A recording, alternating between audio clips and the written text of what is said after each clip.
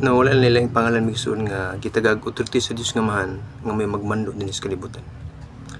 Wala yung pangalan migsoon kundi dili si Ginoong Kristo lamang. So meaning dili si Maria, dili si Muhammad, dili si Buddha, dili si Santo Niño, dili pod mga apostolis, kundi si Ginoong Kristo lamang migsoon. Now hinumdumi. Number 1, si Ginoong Jesus migsoon gitagag authority sa Dios nga mahan aron sa pagpasaylo sa mga sala sa tao. Kadua, si Ginoong Kristo migsoon gitagaan og authority sa Dios nga mahan aron sa pag-ayo sa mga masakiton. Nagkatuloy migsoon, si Ginoong Kristo migsoon gitagag authority sa Dios nga mahan aron paghihingilin sa mga daotang espiritu.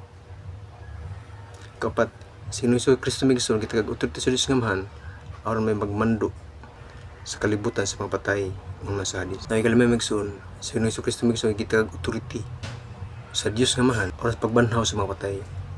Na ikaw migsoon, si Ginoong Hesus siya ang dagway sa dili makita nga Dios. Dani kapito, si Ginoong Hesus migsoon siya usab Dios. Sumunang matod pa ni Pablo migsoon siya masulat ingon man sa mga propeta nga ang tanang tao magsimba pinaagi sa pangalan ni Kristo. Umay tinud migsoon.